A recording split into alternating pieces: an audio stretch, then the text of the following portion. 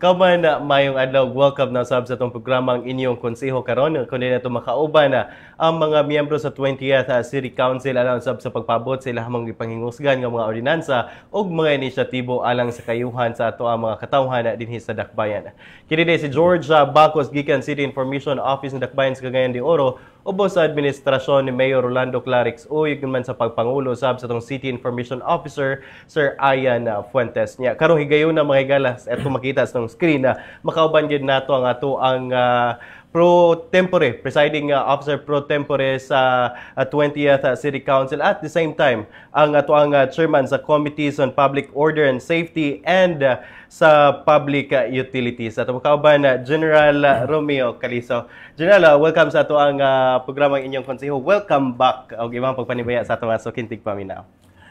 Thank you very much George. Ug ang akong greetings for a very, very good morning to you. Yes. And of course to our listening public, those that are monitoring this program, ang inyong konseho karon.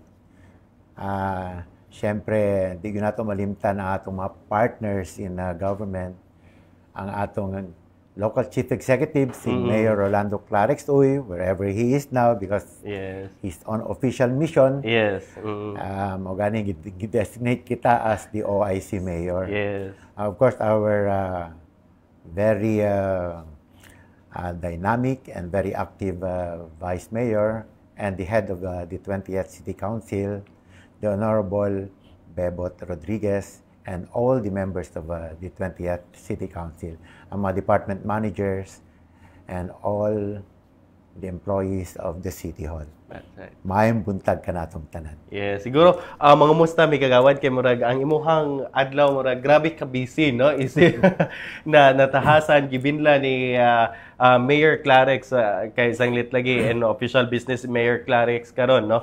Ikaw ang iyang gidesignate as OIC sa Office of the City Mayor. So far kumusta kagawad ang nakalabay nga adlaw?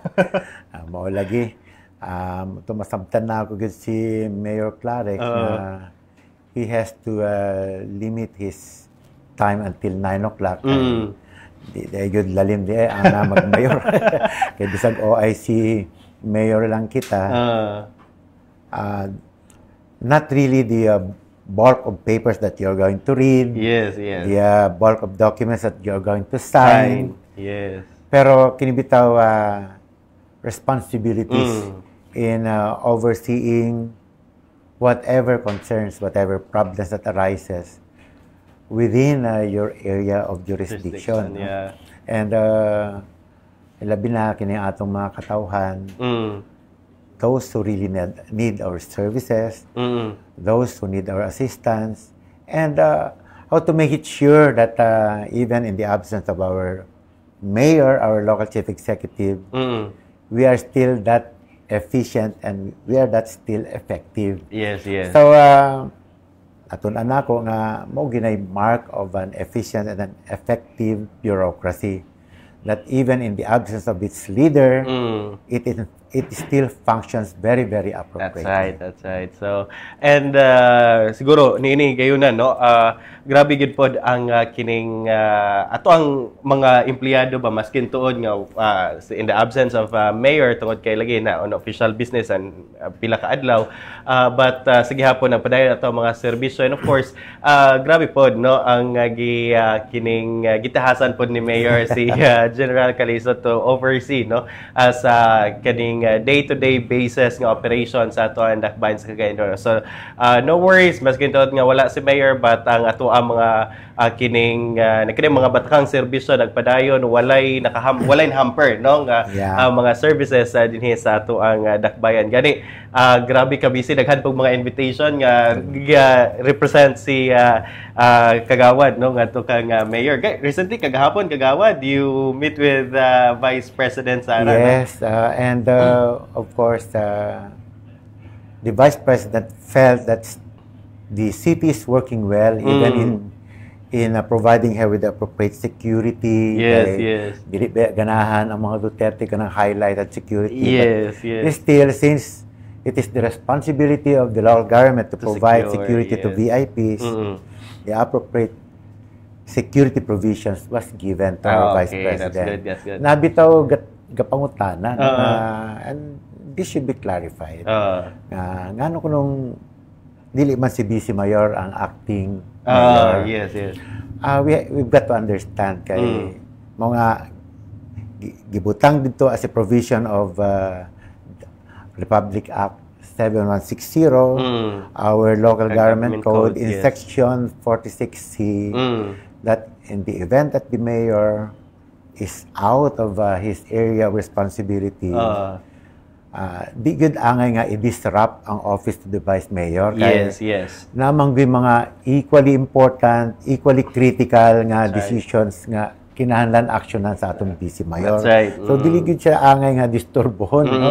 And that's why that section in the local government code kinahanglan gud nga ang atong mayor, once he's out, he should designate someone an OIC with a period not exceeding 3 days. So I started on the 24th, now it's the 26th. This will be my last day being the OIC. Kaya atong mayor pod, mabot na pod ugma. Now in the event that napagwi mga importante nga lakaw, he may again either redesignate me through a memorandum, or he may choose from among the members of the city council whom he is going to designate. That's so, right. Mani siya. Nabugin naman nangutana, and that is the explanation. That's right. Okay, grabe pod, no? Ang kining responsibilidad, dili pod masaynsayon ang responsibilidad sa vice mayor. Ay si pagid siya as mayor. Grabe pod siya kaya. Grabe kayo, no? Busy. Yes, wala, no? Mo nay katinawan, no? Ngayon si General Calizo ang ato ang OIC sa kasamtangan sa Office of the City Mayor. So kagawad, speaking of security, nahisgutan na ito seguridad, paghatag seguridad, ilabi na sa kining pagbisita ni Vice President, no? Sara Duterte yesterday atol sa usa ka panagpulong sa mga atong mga kaigsunan ng LGBTQ. Siguro kagawad kaniadto nakalabay nga si Mana nagmalampuson na sab ang panagtagbo sa ato ang City Peace Development and Security Council, which is ikaw ang naga-preside sa maong panagtigom kagawad. Can you tell us more on say ang mga highlights niya to sa ato ang Security Council kagawad? Naagid may mga naisgutan dito nga grabe ka importante para sa syudad. Una, kini laging we are very thankful that very successful good ang atong city government in making it, categorically speaking, no? Relatively peaceful. Yes. No? Maka atong garbo nga makaingon kita that Cagayan de Oro is a safe place to visit. Yes. Kaya nga ta report sa atong mga kining PNP, ang atong Special Forces company, battalion, no? And our task force Oro, kwanta. Even Nika was there as a member of this City Peace Development and Security Council. Zero terrorism. Okay, that's good. And wala na-identify nga terror group here in our city. Zero recruitment of the NPA. Yes. For the past 3 years already.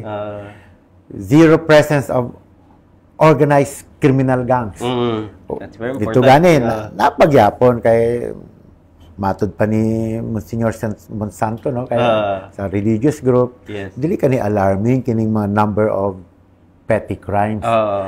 Pero these are just limited to theft. Yes. Tungod siguro sa kalisod, usahay, di inatong mapunggan, nagi mga awat. Yes. And some simple robberies. Pero wag reported nga robbery hold up of a bank, wala robbery hold up. Organized yun nga.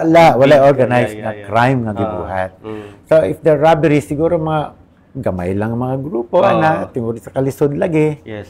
Na di na nila mapunggan, mga awat na lang.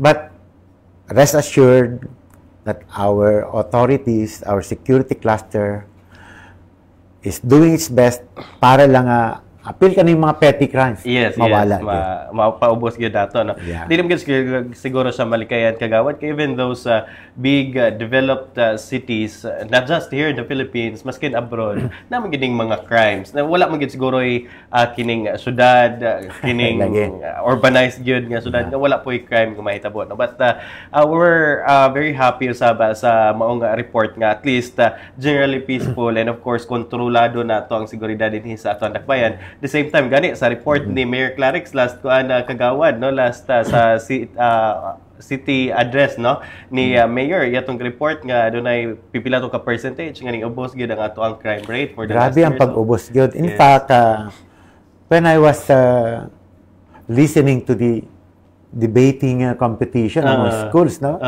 isa ni sa ilang issue kani about gun ban.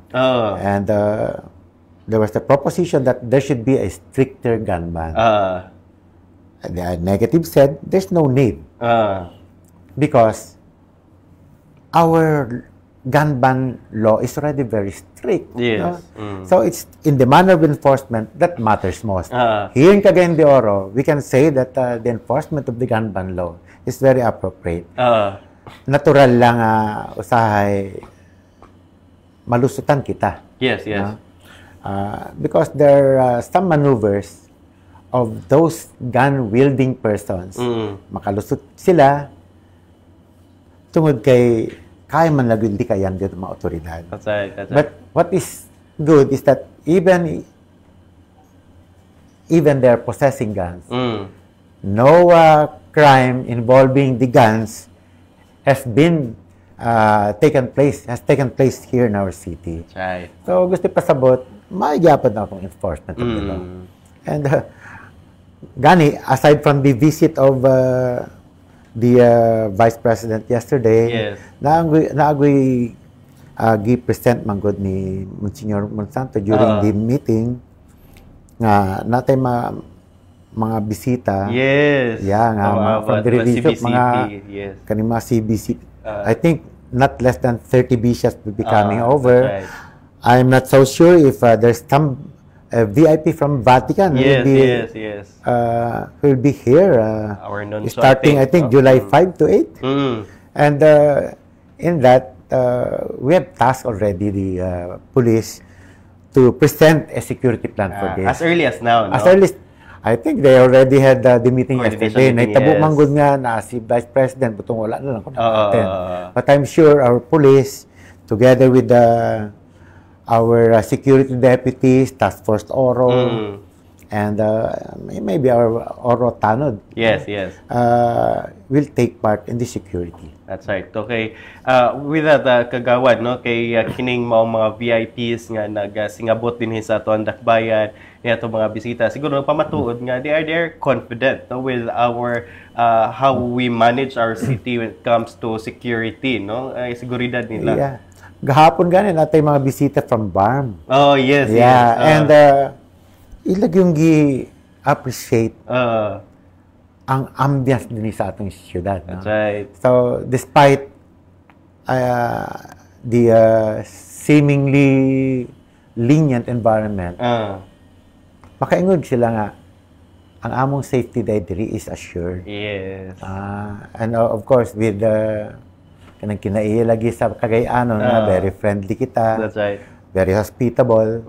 They appreciated it so much, and they will stay here as their benchmarking choice ng Cagayan de Oro until Friday. They'll be here. That's right. Nya kato ikaduha na to nga batch, no? Nagbalik-balik sila balik. So. And they'll be having still the third batch. Third batch, that's right, no? So mana nga daghantag mga maayo gyud nga nahimo dinhi sa ato nga local government, no, sa pagsiguro o ginman sa mga programa usab nato sa pareho nga development sa ato ang dakbayan.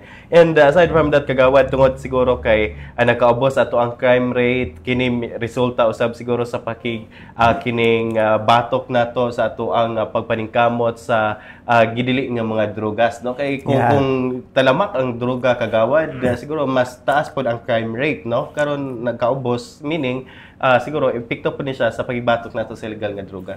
Yes, we can say that we have already launched our appropriate campaign schemes, no, against illegal drugs.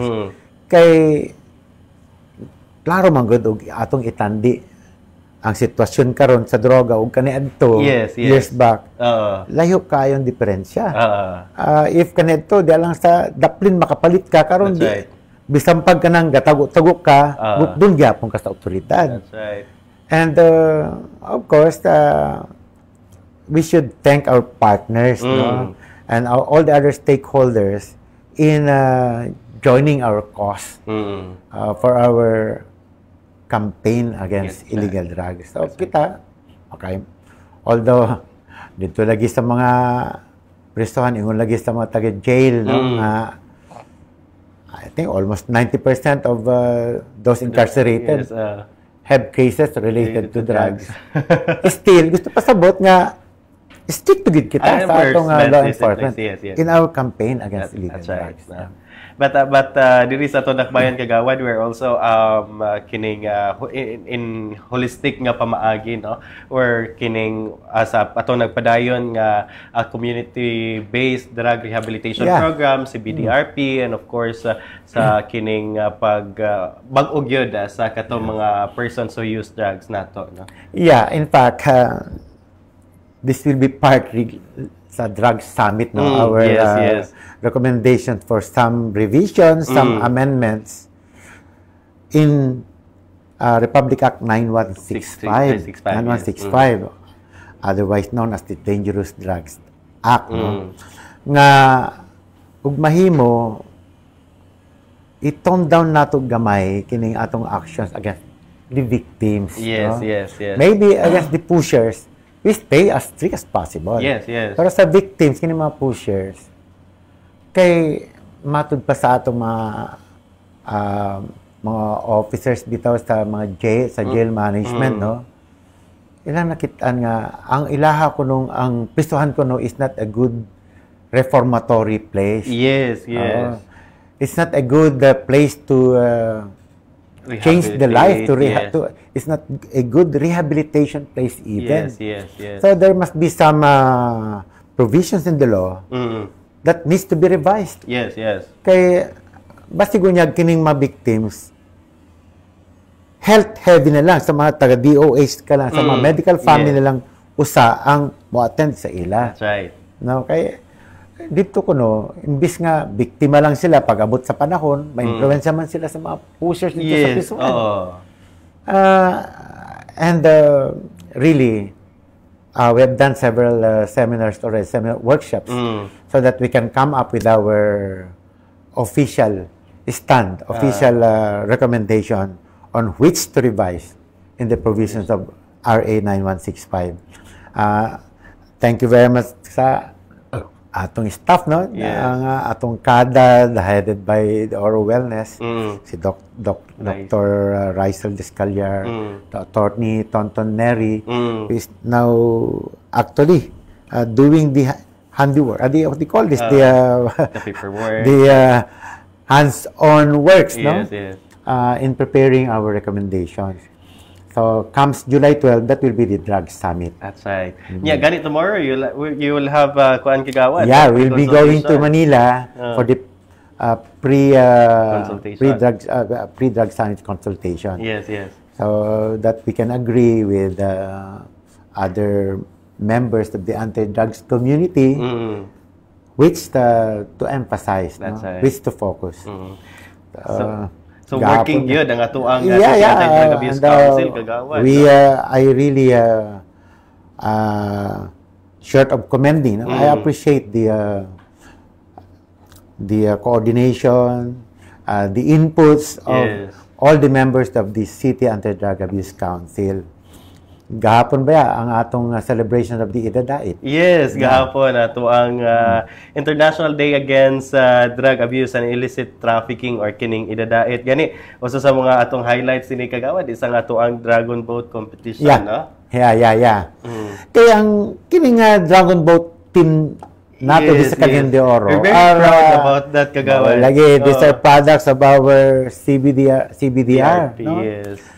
these were former responders and dependents of the former responders. Yes, yes. And hapit ganita maka-champion. Yes, yes. So, this pride of our city where former drug users, former responders, went along a hard way to become members of a very accredited sports. That's and that right. is the Dragon Boat competition. Gani, ang ato ang kining usa sa ato mga teams no dinhi sa Dakbayan, ang kining ato ang Carmen Dragon Boat team aning represent na sa Pilipinas dito sa China recently no. So kanang inana bang reformation no sa ato ang mga katawhan, pagpalayo sa illegal nga droga, sa ato kan ang ilahang interest nga to na sa sports no. So grabe kay nga mga success stories grabe yun nga success story. And in fact ang patog ko no is also planning to have one team. Yes, yes. Ano na kaya naman dito si Sofia lagi ang akong anak gawad man dito. And I think she's partnering with some members of the barangay council to also come up with the Dragon Boat team. That's right. So sige, apil punta diha. And I also want to join the other barangays to put up one para napoy competitor ang Carmen team. Bitaw. And total naaraman dia ang suba. Open na siya.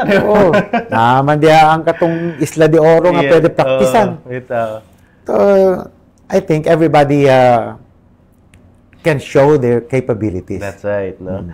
So wala nga kagahapon nagmalampuson sa bato ang Dragon Boat competition no pinaagi sa kining ato ang gipahigayon nga Dragon Boat clinic and orientation, of course kining competition no ahead.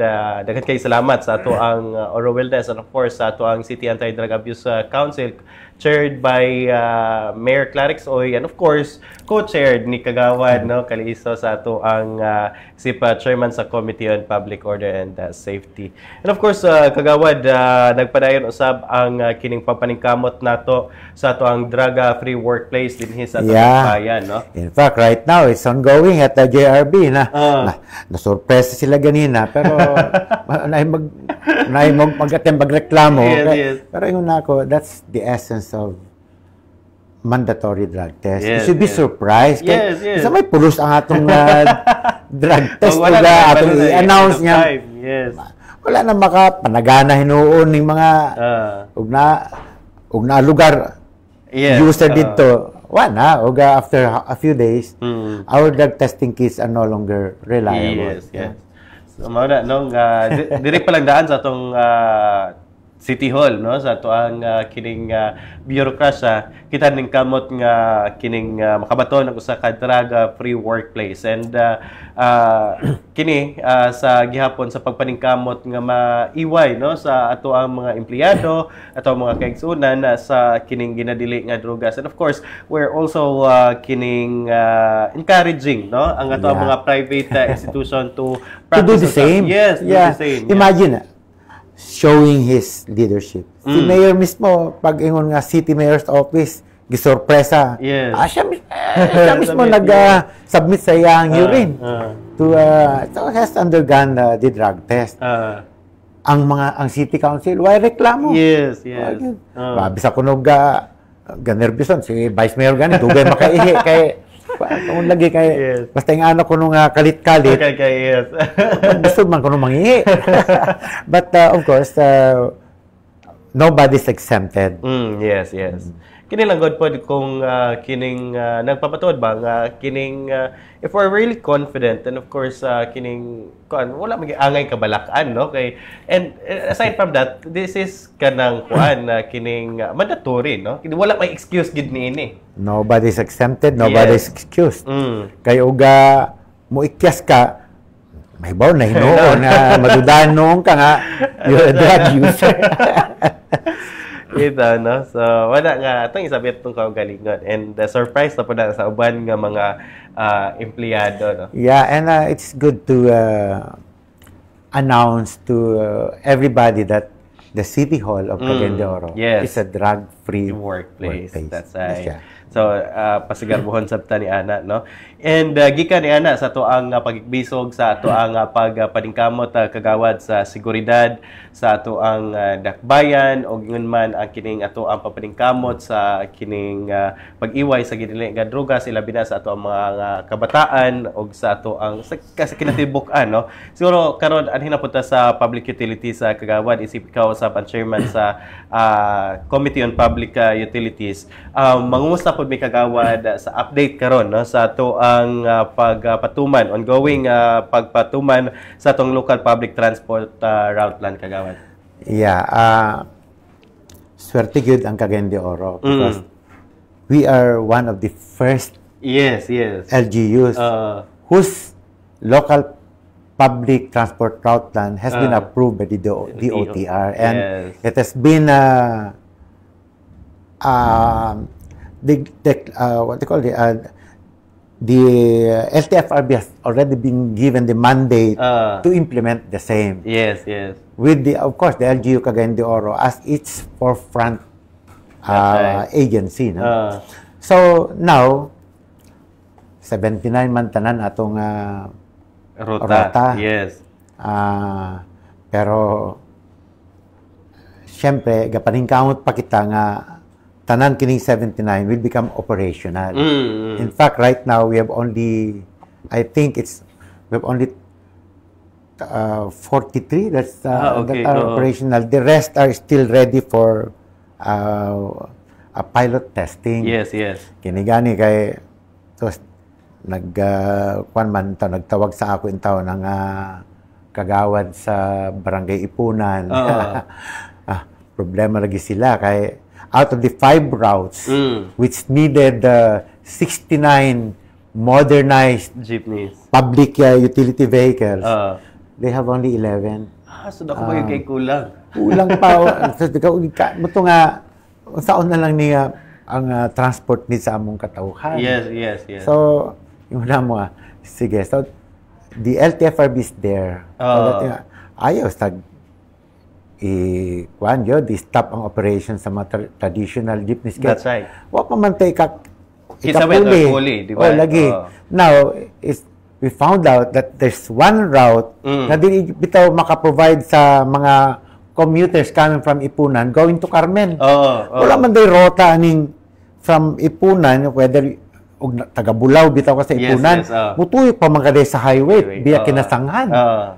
So, saan na lang ning mga gadali nga gikan sa kwan nga paingon dito sa Carmen via kanituan. Wala man tayo rota ngayon ana. So that is the responsibility of the local government to fill the gap. That's right. So mo na ni siguro ang panahon nga tagaan na tog permit ang mga bao-bao.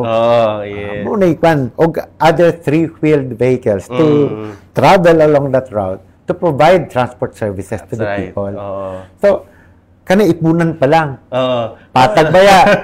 Duha pa lang ang... Yes. And how many routes are... 3 routes man na. Kaya nga R1, R2, R3 coming from Patag. Pero ang duha pa lang ka modernized vehicles ang ga-travel diha. Yes. So, how can you stop the traditional? Yes. So, kinahanglan yun nga, sabton sa nato ang kahimtang sa Cagayan, and LTFRB has to coordinate closely with RTA para ang pag-enforce anang ambalaod, dili sa nato struktur. Kaya saan mo sakay ang tao ng mga tao nato? Ang uban gani nga, pares if you come from Pagatpat, San Simon, even if there are traditional, even if you let di bao-bao provide transport, ang uban gahulat gyapon og kana mga estudyante, mga empleyado nga gikan didto. O may masakyan niya abog ra ba diya? Yes, grabe. Grabe ka abog. So, ang uban na lang mapugos na lang nga maghabal-habal. And these are illegal transport services. Yes. So, kinahanglan gyud nga dako pa gyud ang angin nato buhaton. Insofar as providing the transport need of our people. That's right. Nagani ang angkas. Na bago ang Move It. Yes. We have approved. So, and they're now in their pilot test stage.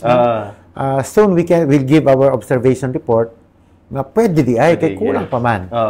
Ang Grab nato gani after we have approved the use of the PVNS kana mga civilian or unmarked no nga mga transport vehicles, yes. kulang pa gihapon. Daghang gyapon magreklamo sa mga subdivisions nga even there's the Grab, there are taxis, kulang gihapon. That's right. No? So mo ni 77, 43 are working, and out of these so many routes, gamay pagyapon ang number of modernized vehicles.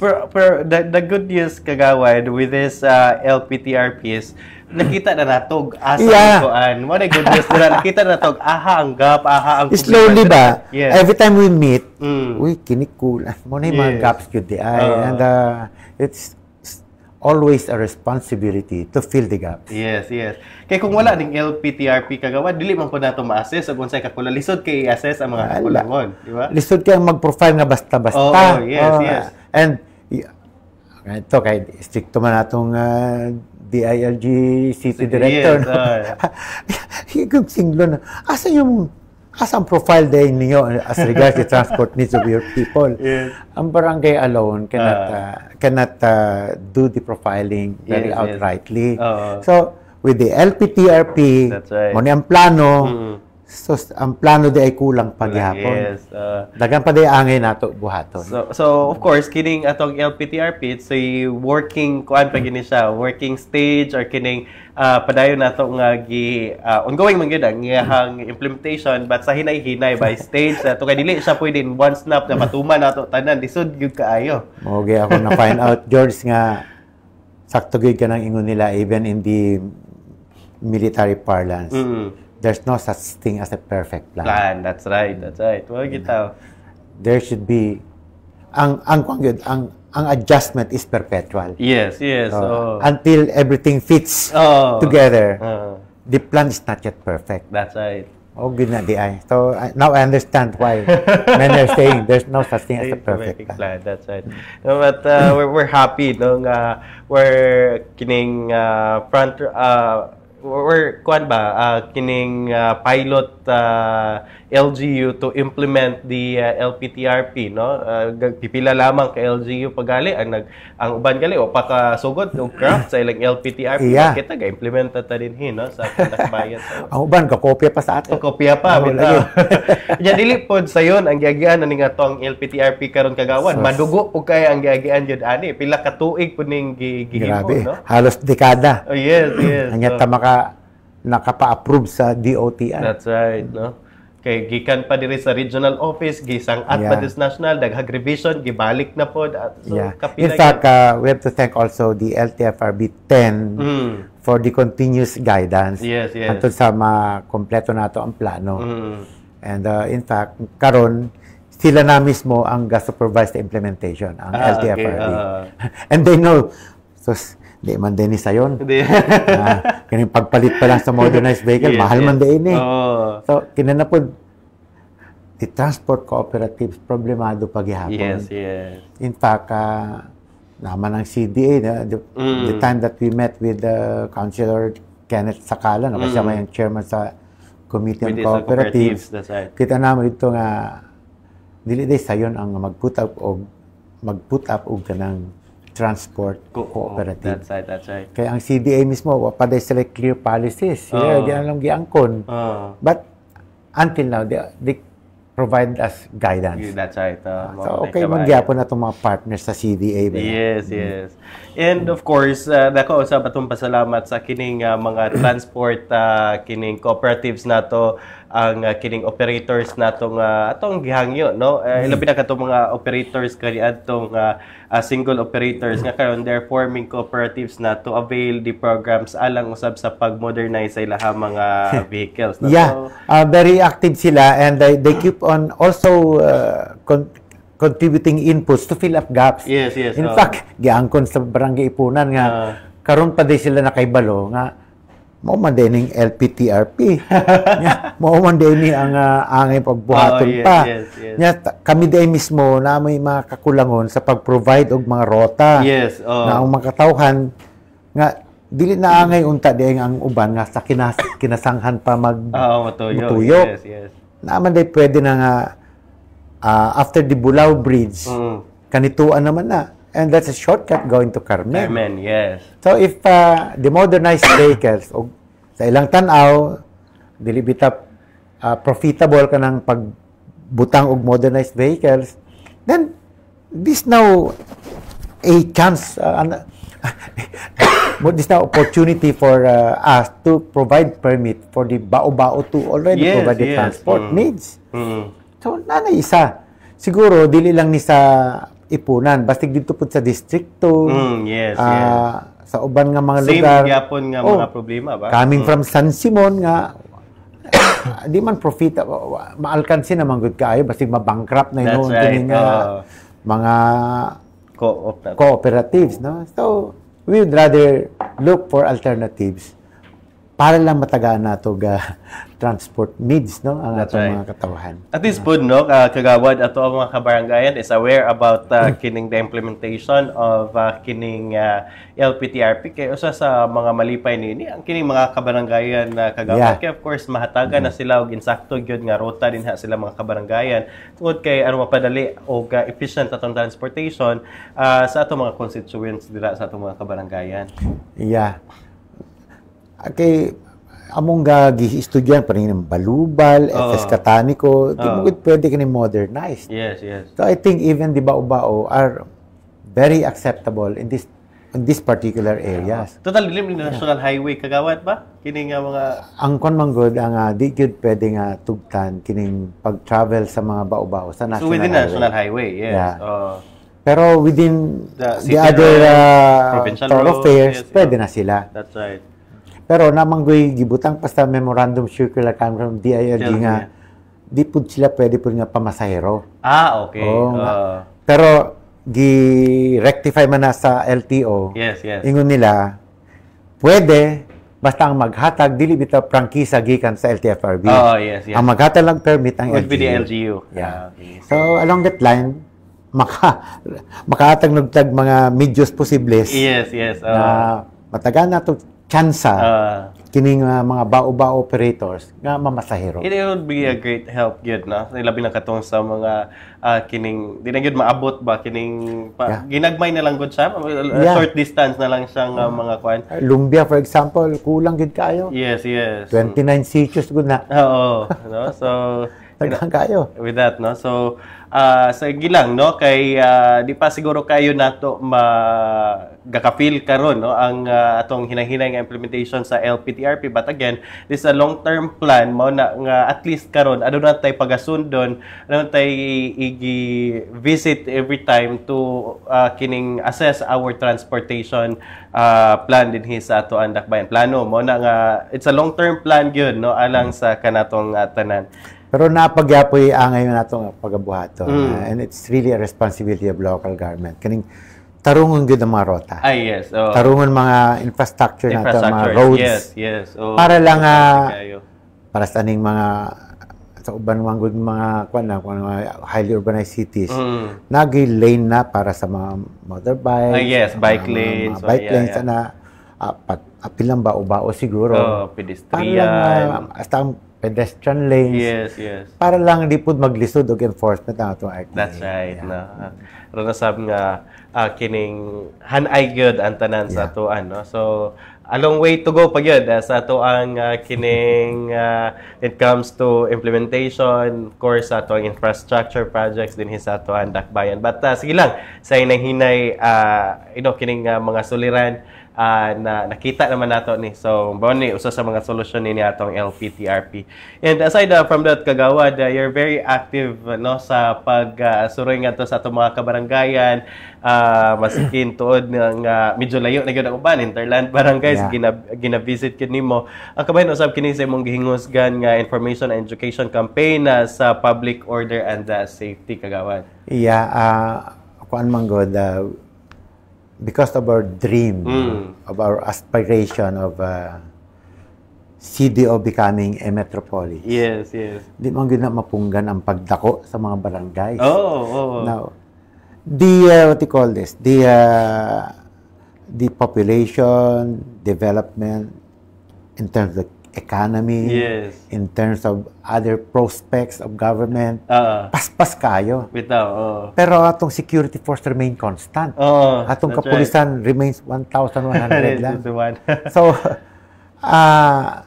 there will come a time nga manginang lang yun atong kapulisan o partners. Force multipliers, yes. Kining potential deputies in the enforcement.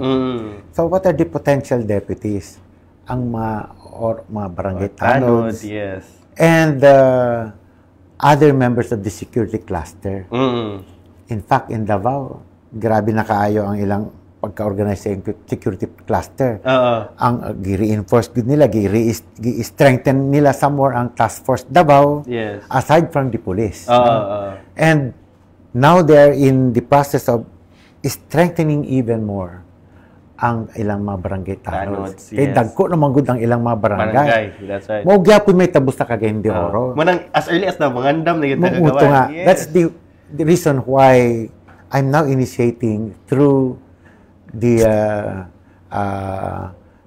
given authority of the councilors to conduct information and education campaign. In fact, these are included in the budget para lang mai-prepare ang atong mga barangay tanod. That's right. Meantime, kay mo may atong first target nga our first line of defense in terms of enforcement of the law in the future. Yes. So, now, it should be timely nga mahibawan nato, ma-profile nato. Basta pa may angay nato nga buhaton para sa atong mga barangay tanod. So, how do we strengthen their capacity, capability to take part in law enforcement? That's right. So, this now starts on the sa may angay nga qualifications later sa barangay tanod. O sa may angay lang nga equipage. No? So, how many really is needed for every barangay? Balaod man gud kay 20 every barangay. Will this be enough number? Especially with those big barangays, yes. Ma-metropolize na ta. Yes, that's right. Muna yung mga questions. So, other logistical items that they need. Yes. Ano sa paman? So, may angin na ito nga i-equip sa atong mga barangay tanod if they will be serious in making them as part of law enforcement. That's right. So, although initial stages pa lang, at least on the next round of IEC, Information and Education Campaign, we will now know what will be the response of the barangays as to what they need to do with the barangay tanods. Kaya wala yung balag sa ensuring security and safety to our constituents and visitors lang usa until we come up with other concerns of government. That's right. So, mo ito nga, paningkamutan, I trained my staff to do their job in the IEC. And I can assure nga, I can give an assurance rather na ang akong staff nga gigamit na ako were well trained and that's right. Well equipped with the knowledge which they're going to impart in every barangay. That's right. No? So, at least, no, as early as now, we are ensuring and of course, strengthening no, ang ato ang kining mga barangay tanods no, sa itong mga kabarangayan. Kay lagi, maugin sila ang ato ang dangpanan po when it comes to kining safety and security din ha sa ato ang mga kabarangayan. So, di na yun kinahanglan nga ang tanan atong isalig sa kapulisan kay lisod kaayo kagawa din mo lang din yun makaya, no? Maabot ko ng panahon kay kinilang gani pag-secure sa atong civic military parade yung fiesta. Di yun madala nga pulis lang. That's right. With so many activities that we're conducting during fiesta, kulang gud kayo ang atong kapulisan. Even they being reinforced by task force or kulang gyapon ang atong paglaom gyud kining participation sa atong barangay tanod. Right. So inana ka importante no and daghan kayong salamat usab kagawad with that initiatives no nga mas mapalapad pa ilang kahibalo sa ilahang kining pagpatuman no sa kahapsay ug kalinaw din ha sila mga kabarangayan. Kay mao mag atong ikwang gud garbo man gud nato maingon nato nga safe and secure na That's atong right. And in fact, no investor will come in. Yes. If they feel no nga dili safe and secure, wala. Bagay musugal oy. Ito. So, of course, with this, no, we're committed to keeping our city safe and secured. So, with that, daghan po ng mga investors, our economic activities, mas mapakuan pag yun nato, palabsik pag yun nato. Yeah, in fact, during our meeting sa CPDSC, sa Peace and Order Council, nag-ingon yun ang mga members nga, so, gwapo naman tayo ang kahimtang sa atong syudad, when it comes to peace and order. So, we may as well invite already the big investors. Yes. They're ready naman good siya for development. That's right. No? Right. So, I think, Kagawad, that ends, murag taas-taas wag yung tan, hilis ko tan. Kagawad, and knowing Kagawad, siya mo'y designate karon ni Mayor as OIC, di po nato pwede lang ngayon yun si Kagawad, of course, atong limitado sab nga oras. So, dining gayon na Kagawad, ang pangayuan sa imuhang parting statement, imuhang mensahe sa ato ang mga kaigsunan dinhi sa atong dakbayan sa Cagayan de Oro.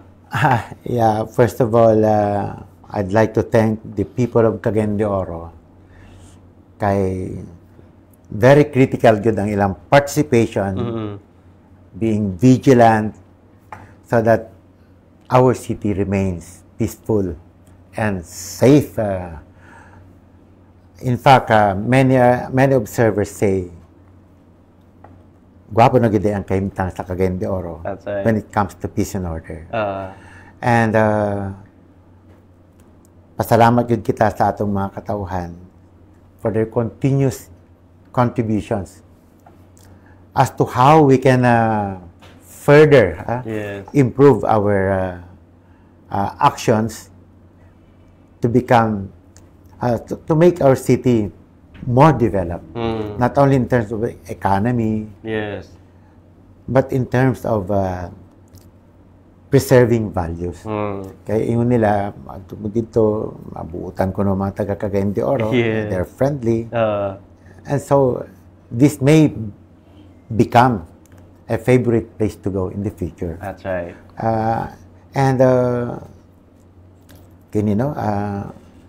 We also thank the leadership of our local chief executive, the Honorable Mayor, Clarex Uy. Kaya, really, although very simple mga yung manifestations of leadership, he still gives us a chance to contribute for our development. That's right. And, syempre, pasalamat po kita sa 20th City Council for supporting whatever projects, whatever plans the executive is molding. And, of course, department managers, ang gwapo man gud diri sa ato karon, we are ready to accept our limitations. It's only in that way that we are going to improve. And in my this already my third day being the OIC. Kita na ako dito sa office ni Mayor nga kitang ginako ang kanang sincerity, kaya bitaw willingness sa mga different departments to contribute. Not only in terms of kanang bitaw expertise contribution, but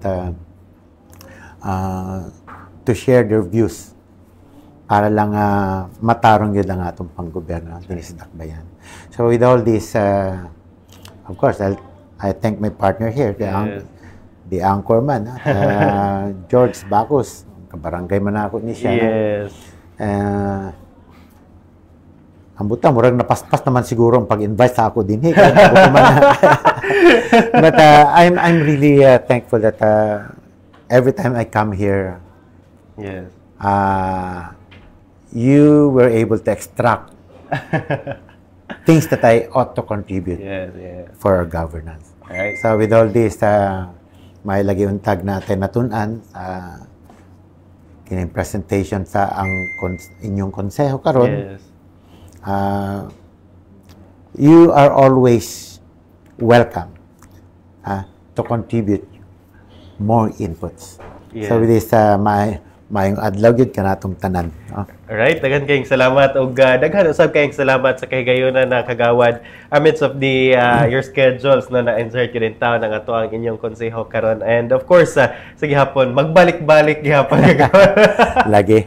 Ito, no? So daghan kayong salamat sa kahigayunan kagawad. And I think mao to naglangkob sa ato ang programa inyong konseho karon na sa ngalan namang sa kinatibukang Puwersa City Information Office in Dakbayan sa Cagayan de Oro, ubos sa administrasyon ni Mayor Rolando Clarix uig man sa pagpangulo sa atong City Information Officer Sir Ian Fuentes. Kinin lamang si George Bacos. Daghang salamat sa iyong pagpaminaw paglantaw hantod sa sunod na ug maayong adlaw sa tanan.